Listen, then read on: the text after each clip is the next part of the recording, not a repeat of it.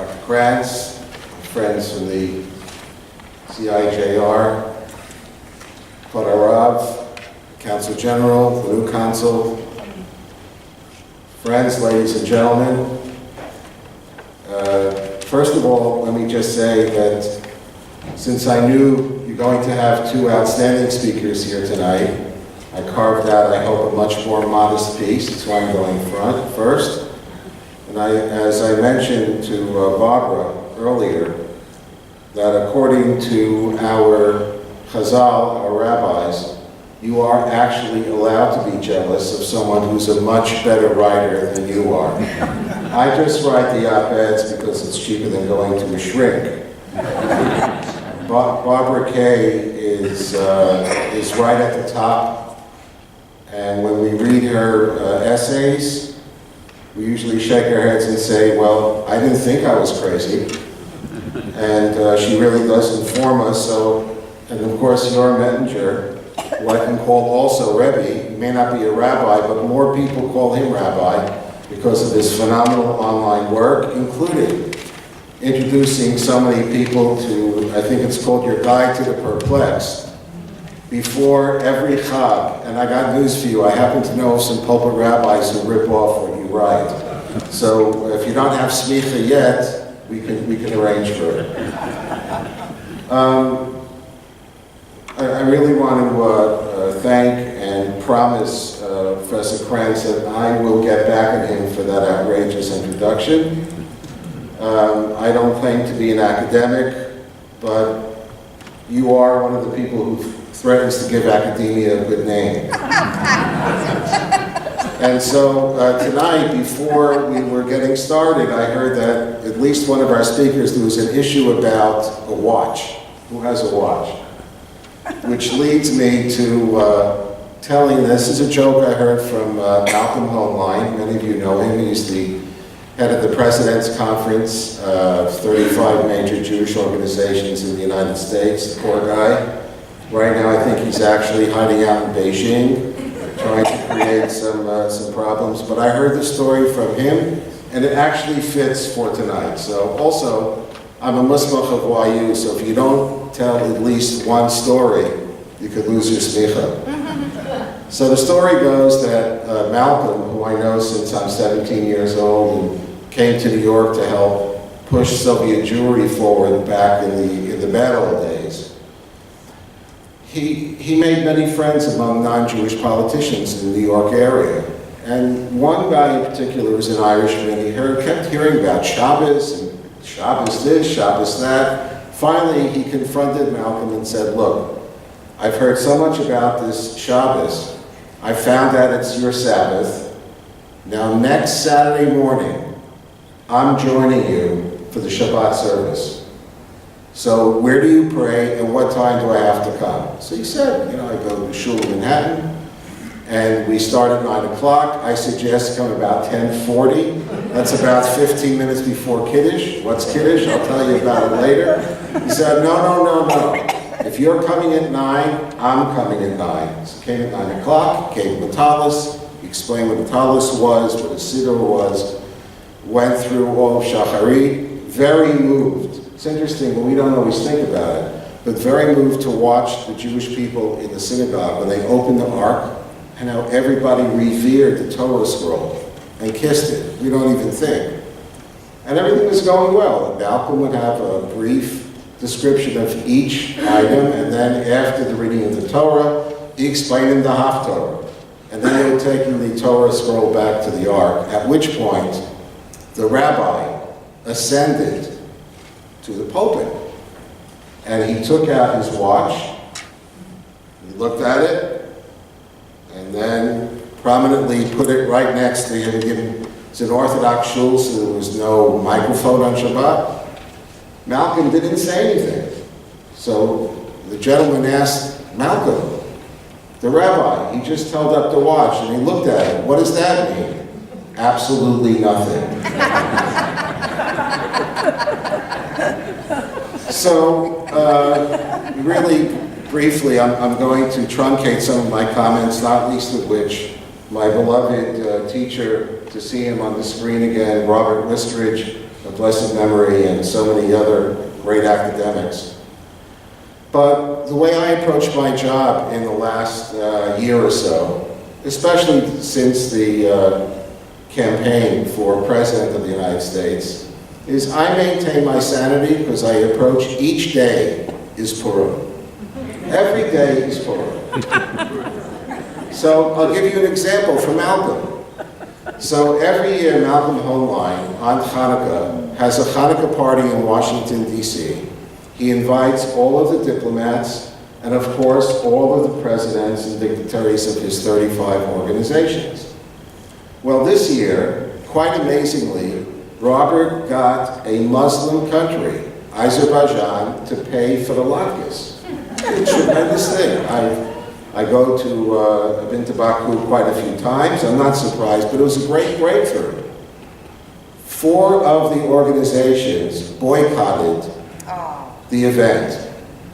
And these were the 4 whose current stated main purpose is to work together in seeking moderate Muslims to work together. So you would think, Azerbaijan buys the latkes, you're in business, right?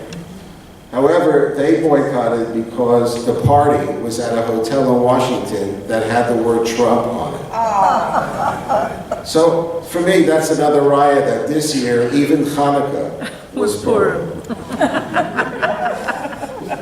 To bring it, I don't mean to make light of it, but to bring it directly to the situation that we have here right now in Canada. We have an imam who was invited to this city, and I think we can accuse him of many things, but most of all, I'm totally honest. He has a genocidal hatred for the Jewish people. And the mosque that brought him here, in case you didn't happen to hear his speech, in the mosque, they then took his speech and put it up on YouTube, just to make sure that everyone in Canada would know what this quote-unquote religious leader, and I guess some of the people who brought him, think about Jews.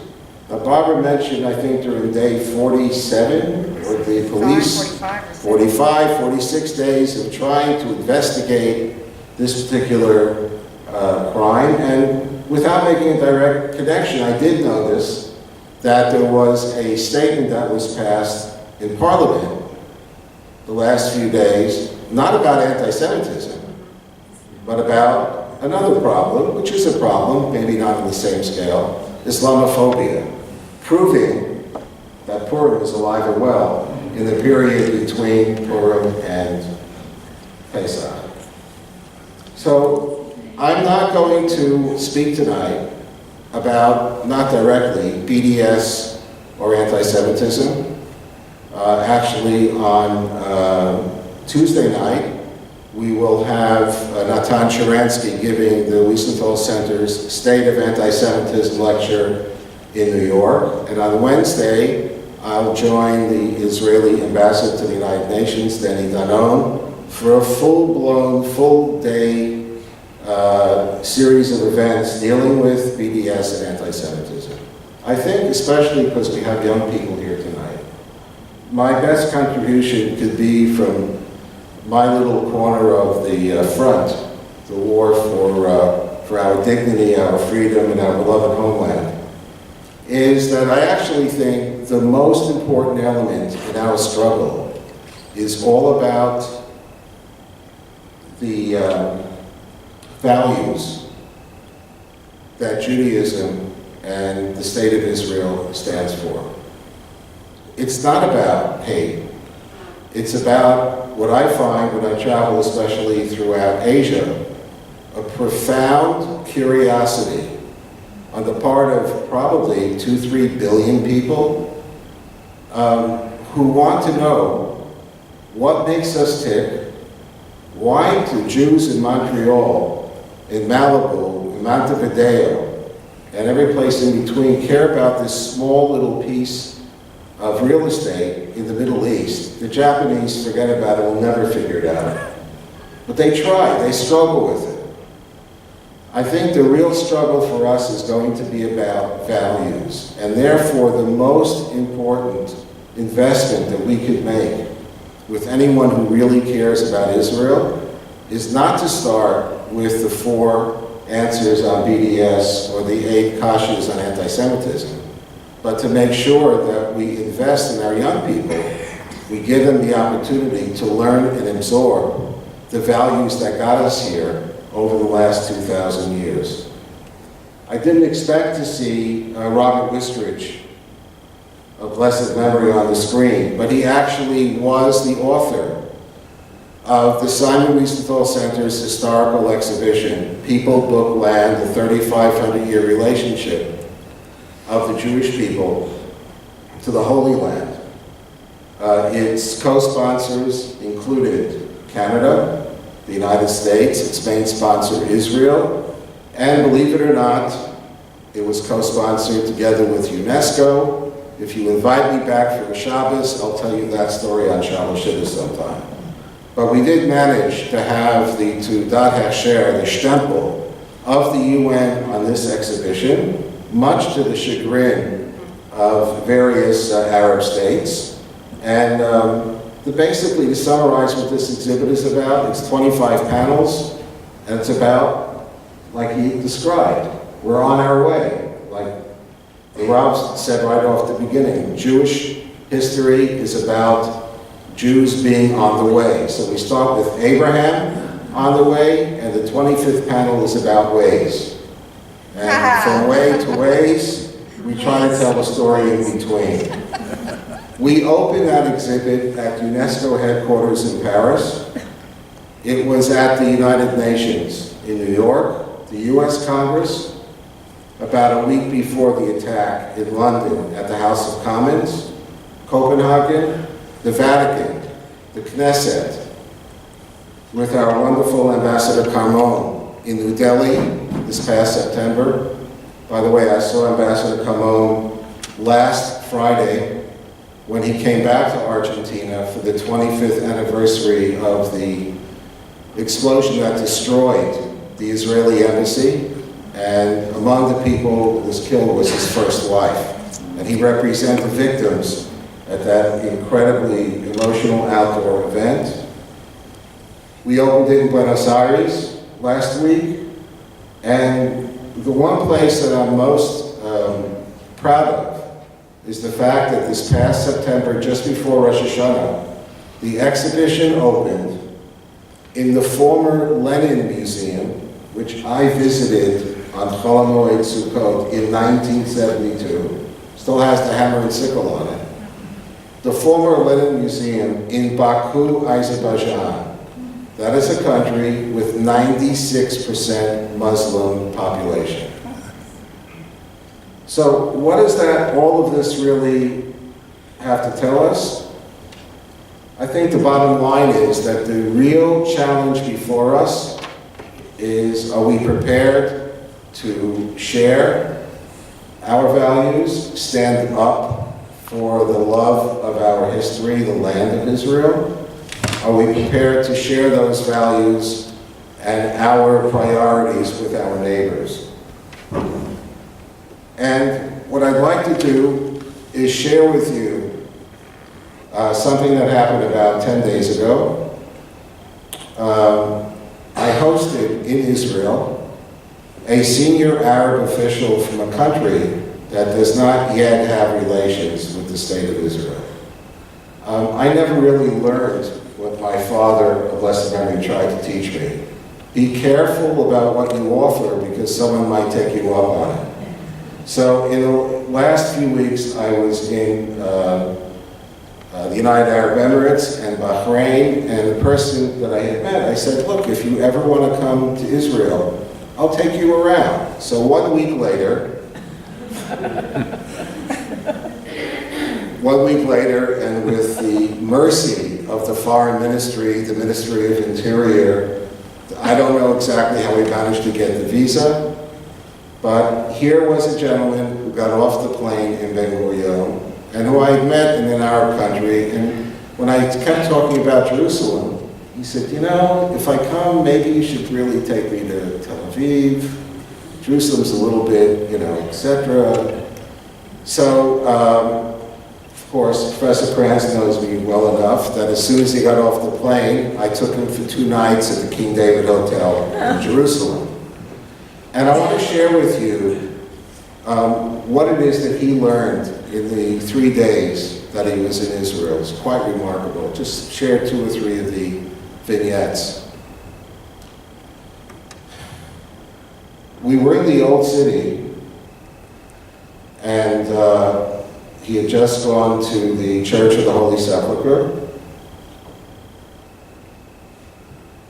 and we were walking down Via Dolorosa. It's not my usual gig when I go to Israel, but it's good to go back every now and then. We were walking, and you can hear a hymn, a Christian hymn, floating in the air. A group of Christian pilgrims are walking up with the lead gentleman schlepping a cross on his shoulder, and everyone else behind him with little crosses. And it just stopped him in his tracks because the hymn was in Chinese, and this was a group of Christian pilgrims from China. He was completely stunned, just shocked. He was already kind of confused when he noticed, for those of you who've ever been to the King David, that anything important that goes on at the King David Hotel is taken care of by their very adept Arab workers. So he's sitting at breakfast and he's hearing Arabic and Hebrew mixed in, and he says, there are Arabs here. He said, yeah, all of the hotels have Arabs and Jews, and they kind of work together. So he took note of that, and then I had learned that his father was 95 years old, and actually gave a gift of a yacht to this gentleman to give to his dad. And the next day he had brought me back a picture of his father, who I understand took it then to a chasana in eastern Saudi Arabia and put it on top of the ksuba. But as we came to the kotel, he had already prepared a kfittel for his 95-year-old father to put in the wall. So we talk a lot about BDS, and I have to admit we had a lot of mazel setting up a program that should have taken a month to do in 2 days. And I admit that we didn't really play fair. For those of you who haven't had the opportunity yet, if you can go to Hebrew University and take a look at some of their startups, it's just unbelievable. So we took them to Hebrew U. They have a section there dealing with startups, and it's very interesting. And one had to do with the chemical formulation. And as we walked from the official presentation to the office of the CEO, we passed by a room, and everybody looked in. It was quite, again, for those of us who are Israeli or travel a lot to Israel, we don't think about it twice. But think about what he saw. 3 women in white coats, white lab coats. One of them is Palestinian with her head covered her way.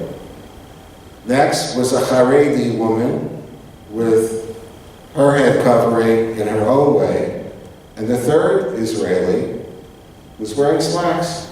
And they were working together in order to deal with the scientific challenge that was before them. The next morning, we finally left Yerushalayim and we came to South Tel Aviv. And with these 2 stories, I'm going to end my little presentation. Those of you who know about South Tel Aviv, it could use a lot of rehab. And as they say, la'at la'at, there's amazing things happen. Again, we took them to some startups, absolutely blew them away, wanted more information about possible investments, tried to figure out if he invested, maybe he can get some jobs for young people in his own country. You can see the wheels of a very successful businessman as well, going round and round. And then We went to a place called the Jaffa Institute. Anybody ever hear of the Jaffa Institute in Yafo? So, among the more depressing factoids about myself, next year will be 50 years since I was a yeshiva bacher in Jerusalem. And one of my friends there was a guy named David Portowitz. Always had a magnificent smiles from St. Louis. And I remembered him because he always stole our Shabbat sleep. We always wanted that afternoon sleep. We never got it because he used to drag us to downtown Jerusalem to go to an orphanage and spend a couple of hours with the kids there. So a brief 40 years later, as we join our heroes, David Portowitz runs the Jaffa Institute.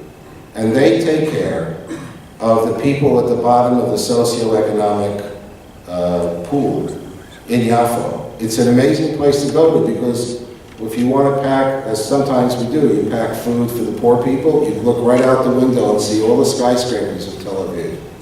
So we sat down, and David's describing 5 or 10 different things that they're involved with, and then he says, oh yeah, by the way, outside here, there's a gal, she used to be from LA, went to Hamilton High School. We do special work for the city of Tel Aviv with the children of the illegals who came from Eritrea and Sudan. Maybe you guys want to go take a look. So my friend Samir said, well, wait a second. You people took 60,000 of these illegals into Israel and now you're caring for their kids? So David said, well, I have no idea what's going to be the end result with these people, whether they stay here or not, but what's the difference?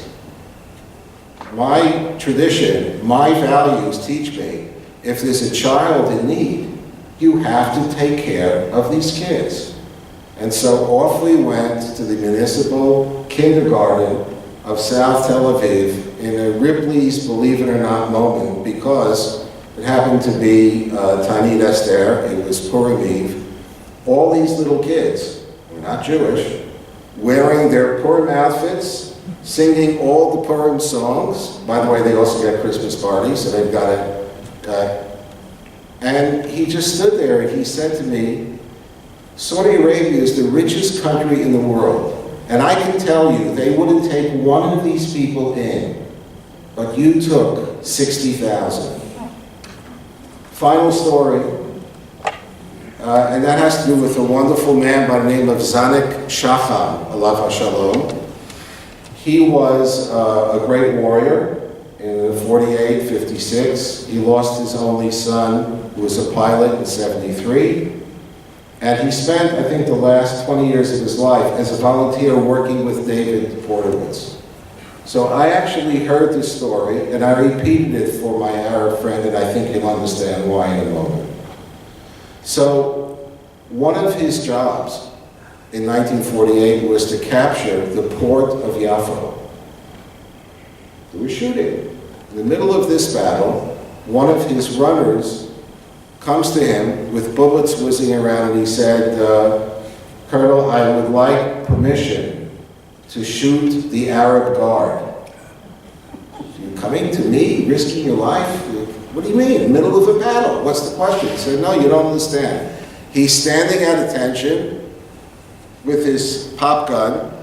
He's not shooting at anyone. We've begged him, please just put your gun down and go home. Request permission to kill him.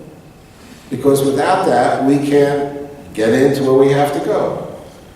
So, like all Israeli military leaders, you lead. So he said, I have to see this for myself. And sure enough, there's a guy standing with the gun. He said, sir, just go home. He said, oh, no, I'm not leaving. Why not? 2.5 months from now is my retirement. And I know, if I leave my post, I know these guys. When it comes time to get my retirement, they'll say, you're going to get killed. He said, I'm not budging because I know what's at the other end. So finally, out of desperation, Zanik Shacham says to him, what if I give you a receipt? He says, okay.